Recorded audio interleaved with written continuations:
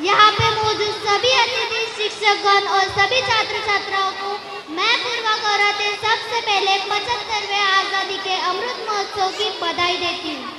आजादी आजादी का असली मतलब वही समझ सकता है जिसने कभी गुलामगिरी की हो। हम सौभाग्यशाली है कि हमने स्वतंत्र भारत में जन्म लिया। यूँ तो आजादी की लौ 1857 में ही जल चुकी थी, जो वर्षाल बनकर 1947 में हमें आजाद कराई। प्राचीन, मध्यकालीन और वर्तमान भारत के उदाहरणों से मैं स्पष्ट करना चाहूंगी कि जब हम फिरंगियों के फेरे में फंस गए थे, तब रंग ने बसंती की एक आवाज पर ढोलों के टोले उमल आते थे। वंदे मातरम के नारों से खून में आने वाला 5-5 डिग्री का तूफान भी अंग्रेजी शासकों के जड़ों में तूफान ला देता था। लोग मर जाते थे, मिट जाते थे, फांसी चढ़ जाते थे, तो वो अपनी देशभक्ति साबित कर रहे होते थे।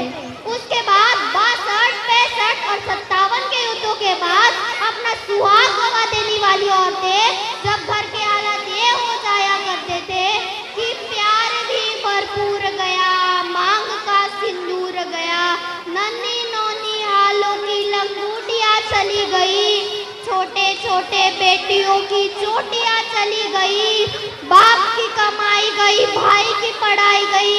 ऐसा एक विस्फोट हुआ, पता ही चला नहीं, जिस्म की कई कई बोटियां चली गई।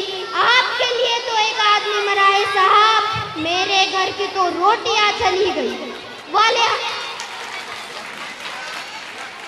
वाले हालात हो जाने के बावजूद भी एक माँ अपने बेटे को सरहद पर दुश्मनों की धज्जियां उड़ाने के लिए भेज देती थी और पत्र लिखाकर भेजती थी कि अम्मा ने खत लिखा है बड़े ही चाव से, पुत्र मेरे ना घबरा जाना, एक इंच भी ना पीछे हटना, चाहे इंच इंच कट जाना। तब देश बलिदान मांगता था, तब देश मर जाने को राजी था, तब देश मिट जाने को राजी था। लेकिन आज देश मर जाने को नहीं कहता, मिट जाने को नहीं कहता, फांसी चढ़ जाने को नहीं कहता। लेकिन मेरे विचारों में यदि कोई व्यक्ति अपना काम पूरी ईमानदारी, मेहनत और लगन से करे ना, तो वही उसकी सच्ची देशभक्ति और वही हमारा सच्चा राष्ट्रप्रेम। मैं नहीं मानती कि व्हाट्सएप और फेसबुक के डीपी को 3 रंग में रंगना ही देशभक्ति है। और अगर आप कहेंगे कि साल में 2 बार हाथ में तिरंगा ले लेना देशभक्ति है, तो मैं पूछना चाहूंगी कि फुटपाथ पर खड़ा वो बच्चा ट्रैफिक की छाव में नंगे पाँव में जब तिरंगा बेच रहा होता है, तो आप क्या उसे उसकी देशभक्ति कहेंगे? वो उसकी देशभक्ति नहीं, वो उसके पेट के भूख की शक्ति है जो उसे ऐसा करने पर मजबूर करती है। क्योंकि ना मस्जिद को जानते हैं, ना शिवालों को जानते हैं, ना मस्जिद को जानते हैं, ना शिवालों को जानते हैं। जो पेट के भूखे होते हैं ना, वो सिर्फ भोजन के निवालों को जानते हैं, निवालों को जानते हैं। महोदय, आज तो हमारा तिरंगा झंडा भी हमसे पूछने लगा है कि क्या बात है भारत, आज मैं फहराने से ज्यादा कफन में दफनाने के लिए काम आ रहा हूँ। महोदय, हृदय तो उस दिन फट गया जब एक माँ अपने बेटे के चितड़ों को देखकर बोली, साहब आप तो भर्ती के वक्त 1 इंच भी कम नहीं लेते, मैं पूरा आधा शरीर कैसे ले लूं? महोदय, आज इन मानव अधिकारों के कारण आज तक के लोग हंसते हैं और हम शहीद हुए जवानों के आंगन की तुलसियां रोती हैं। अपने परिवार, अपने समाज, अपने देश के लिए समर्पण का भाव है देशभक्ति। और हर देशद्रोही के जीवन में आने वाला तूफान है हमारी सच्ची देशभक्ति, ताकि हर देशद्रोही ये समझ सके कि अगर तू परिंदा है तो यह आसमान तेरा है, अगर तू दरिंदा है तो यह शमशान तेरा है।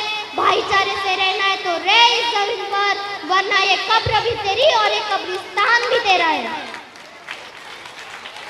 एक देशद्रोही से ज्यादा देशभक्ति तब आहट होती है जब एक बेटा अपने बूढ़े माँ बाप को वृद्धाश्रम की चौखट पर छोड़ आता है। करा उठती है वो देशभक्ति जब मुसीबत में फंसे लोगों की जान बचाने से ज्यादा हम सेल्फी लेकर अपने लाइक बढ़ाने में रहते हैं। आज जिस युवा पर जिम्मेदारी है अपने समाज, अपने देश, अपने राष्ट्रीय आशा को बांधे रखने की, वही युवा आज 4 बाय 4 इंच की छोटी सी स्क्रीन पर पर अपने कोमल अंगुलियों के घर्षण मात्र से भावनाओं की इमोजी भेज रहा है। 4 बोतल वोदका, काम मेरा रोज का, ने भारत का भविष्य तबाह कर रखा है। हम ना एक ऐसे समाज में जीते हैं जहाँ पत्थर की मूरत को लगते हैं 56 भोग, जहाँ पत्थर की मूरत को लगते हैं 56 भोग और भूखे नंगे तड़पते सो जाते हैं लोग, भूखे नंगे तड़पते सो जाते हैं लोग। मजदूर को मजदूर समझिए, मजबूर नहीं। गरीब को काम दीजिए, दान नहीं। और दान देने के इच्छुक ही हो तो जीते जी रक्तदान और मरने के बाद अंगदान देकर किसी मरते हुए को जीवन दान दीजिए। मैं यही सच्ची देशभक्ति और यही हमारा सच्चा राष्ट्र है। न सरकार मेरी है, न रब मेरा है। न सरकार मेरी है, न रब मेरा है और ना ही ये बड़ा सा नाम मेरा है। बस इतनी सी बात का गुरूर है मुझे कि मैं भारत की हूँ और ये भारत मेरा है, कि मैं भारत की हूँ और ये भारत मेरा है। जाते जाते यही कहना चाहूंगी, मेरा हिंदुस्तान महान था, महान है और महान रहेगा। मेरा हिंदुस्तान महान था, महान है और महान रहेगा। होगा हौसला सबके दिलों में बुलंद तो एक दिन पाकिस्तान भी जय हिंद कहेगा। पाकिस्तान ही क्यों, सारा जहां